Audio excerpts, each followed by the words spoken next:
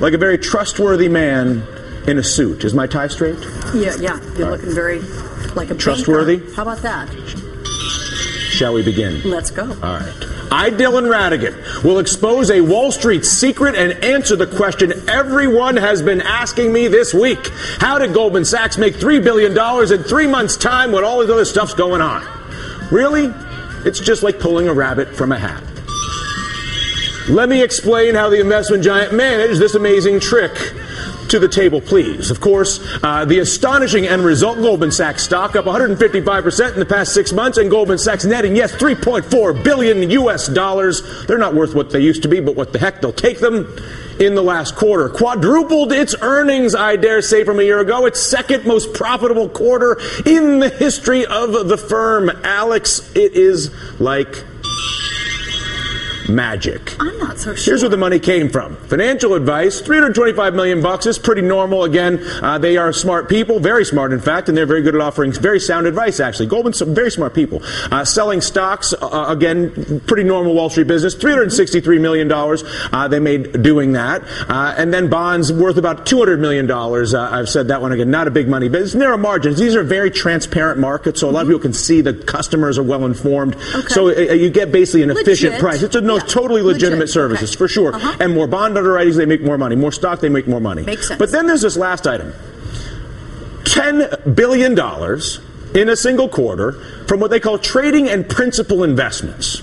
So what does that mean? Well, basically, when our country crashed financially a year ago, Goldman Sachs used all the taxpayer money they were given to buy up all sorts of properties and investments. And now that the economy is recovering, Goldman Sachs is getting rich on the back of the American taxpayer. Since last October, Goldman Sachs has received from the government, that's you hardworking American, thank you, presto, $10 billion from the TARP, presto, $11 billion from the Fed, poof, $30 billion from the FDIC, and yes, kazam, $13 billion from AIG. That a total of, yes, $70 billion US dollars. Pretty good, right? A lot of money. Yeah. Here's where the magic comes in. Take a look at the chart down here. This is the S&P index right here. This is, again, a representation of what happened to the value of almost every asset in the world as a result of the financial collapse. Okay. So, again, over you can see the stock market was sort of moving along there. I got a cigarette on my thing. I don't know why. You can see the market sort of marching along and goes in the gutter here. You see that? Yep. At the point that the market goes in the gutter last fall, we give Goldman Sachs $70 billion, as we just described. Yeah? They take that money and begin acquiring assets at a time when no one else in the world has any money. Imagine, if you would, that you are on your block, and how many houses are on your block? I would say 10. 10 houses on your block. Now imagine that every house on your block collapsed in value and was suddenly only worth 10 cents on the dollar because there was a great financial panic and a great real estate panic on your block. I have to imagine. It happened, right? Now imagine that you went to the taxpayer and they gave you, Alex Witt, because you're Goldman Sachs, $70 billion, and you were able to go and buy every house on your block for 10 cents. Make sense?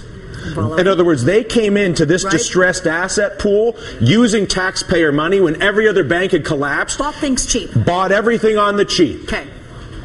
Then, and they bought it, which is fine, other than the fact they bought it with our taxpayer money with which they would have otherwise been bankrupt. In other words, Goldman Sachs doesn't exist without taxpayer help. Period. Yeah. But because we actually allow them to continue to exist and we supply them with all this money, they take the money and buy all these assets.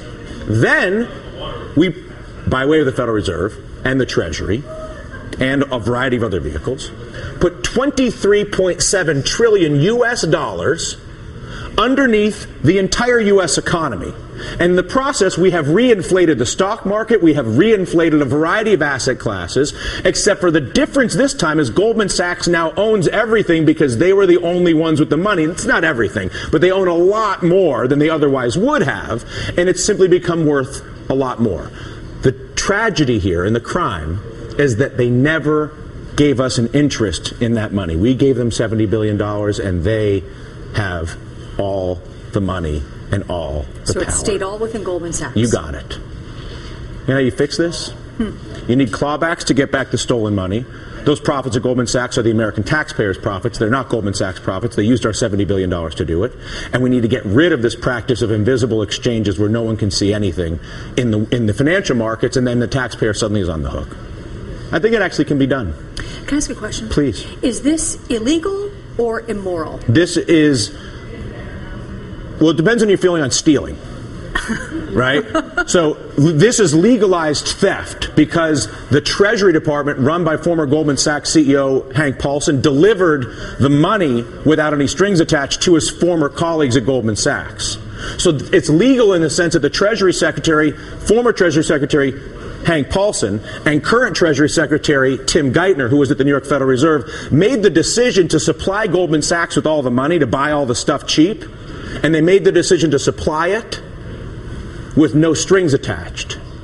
So the crime that was committed, in my opinion, by Treasury Secretary Paulson and then Fed Governor Geithner, who, as custodians of America's wealth, made the decision to allow the use of that wealth, the gift of that wealth, to one investment bank, so that that investment bank could accumulate power over all the assets in America, and they themselves could perpetuate the system that they benefit from. This is looking a little bit more like black magic to me. Yeah. And that Instead it of is. real magic. Thank you very much. It's a little more fun. Regular sleight of hand is a bit more fun. Yeah. It is black magic. That's how they did it. We can stop it by simply distributing the truth to everybody in this country and demanding clawbacks for the money that has been stolen from us.